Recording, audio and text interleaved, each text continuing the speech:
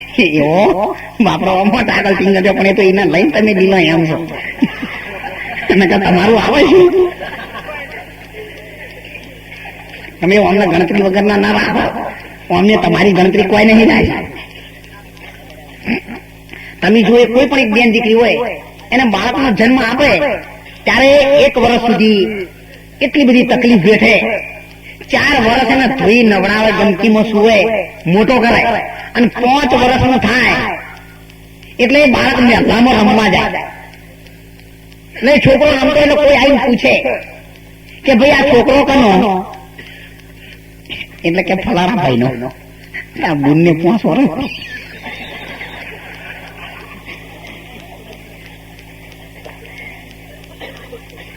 પછી આખો દાડો ઘરમાં પોતા કરવાનું, કોઈ લે પણ કોઈ વાગણું સાફ કરવાનું, કેટલી ધમાલ કરવાનું, વાહન સાફ કરી કઈ ગોઠવે જાય. આખો દાડો ઈમોની મોરે. કોઈ કઈ પૂછે કે આ ઘર કનું? કે ફલાણા ભાઈ નું. તારા ઘેર દિવાળી થાય. આખો દાડો દંપતિ કરે એનું જો ના બધું એ ક્ષેત્રમાંથી ભાડા ઉપાડે, જેઠાવ આવે, કોઈ પહેરાવે, કોઈ પૂંખે, કોઈ નેદે, કોઈ વાઢે, કોઈ લણે. નામ કનું ક્ષેત્ર કનું કે ફલાણા ભાઈ ફલાણા બુનનું તો કોઈ આવો જ રાખ્યો નહીં. જોય કોઈ આટલો ઉપાય કરે શકો.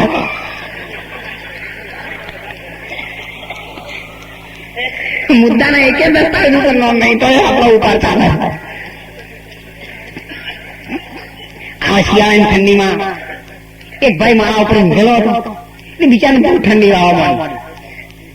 ઘેર આવીને કીધું પણ કઈ ના કહું ગોદડા બુનની આખી બી જમબોર્ડમાંથી વાઘન નાખવાનું. બિચારો ખાતા ખાતા કે કરે રામ રામ રામ, ખૂબ ઠંડી વાય. બુનને ખબર ભાઈ ને ગોદડું જોયું માજા એને હજર કરેલો બૂમ પાડતો મને કે મન તો કોણ આવે ગુનમાં બોલાઈ જાય તો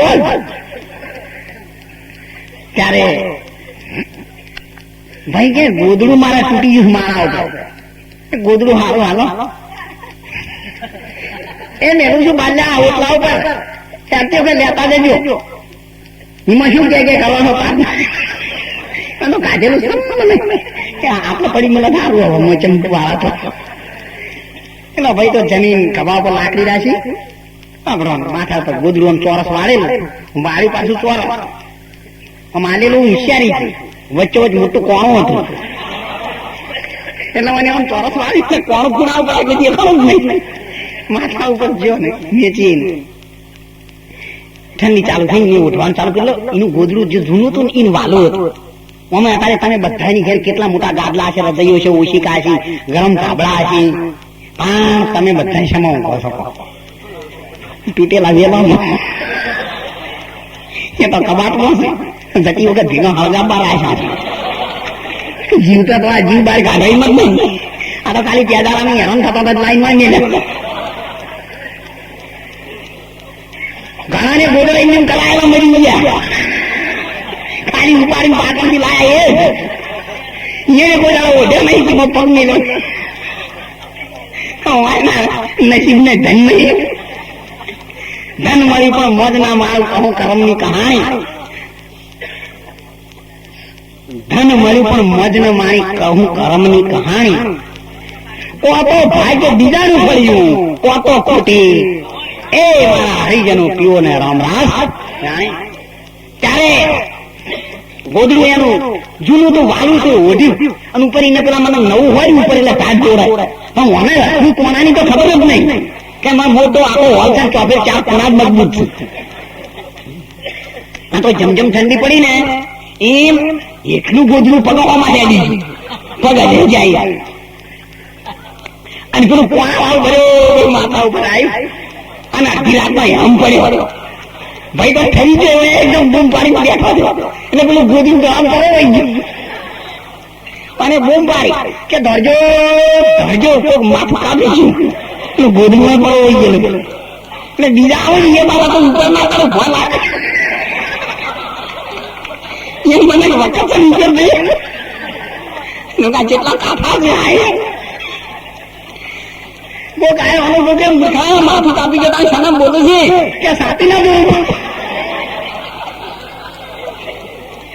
એટલે ભાઈ આ તો હરિનો માર્ગ છે સુરાનો નહીં કાયરનું કામ પ્રથમ તેનો મસ્તક મૂકી વર્તી લેવું નામ અને એ માણસનું કામ છે એ જીવનમાં કંઈ પ્રાપ્ત કરી શકે છે ત્યારે એ અંગૂઠાને ઠંડક આપવા માટે દશરથ રાજાએ વચન આપ્યો હતો એ વચનને માતાજી યાદ કરો ત્યારે એને કહ્યું તાત્કાલિક મહારાજને અહીંયા બોલાવો અથવા તો જાઓ પરવાનગી લઈ આવો મળવા માટે જાઉં દશરથ રાજાને કહ્યું ને એટલે દશરથ રાજાએ કહ્યું કે ભાઈ જો કદાચ કૈકેયીના મનમાં મારા માટે દુઃખ છે કે હું આને માનીતું છું એવું માને છે પણ જો આવા સારા પ્રસંગે મને સામે ચાલીને બોલાવે તો દશરથ આજે આપણે આવું ભાગ્ય છે કઈ સારું થશે અમે તમારા ને થોડું કોક આમ થોડું ટકાટક થયેલું હોય અને તમે હેડીને બે મોત લઈને ના ઘેર જાવ ને તો થોડો ઘણો કંઈક માથે કેમ ગભરાવ જરૂર આવું તો બને કે જો છેવટ થઈ રાખીને બોલાવો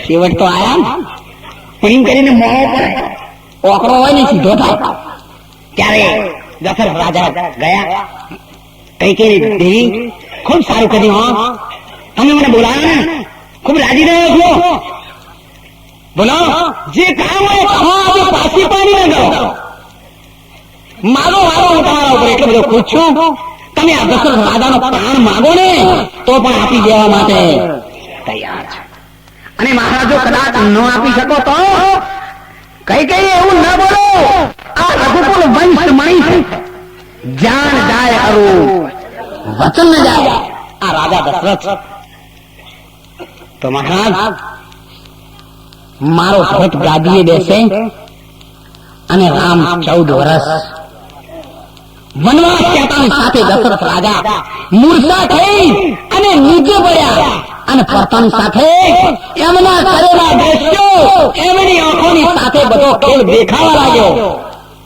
અને કહ્યું અરે બુડ્યો ખરો ને ભાઈ ખખરાતાની રાજા દશરથે મારા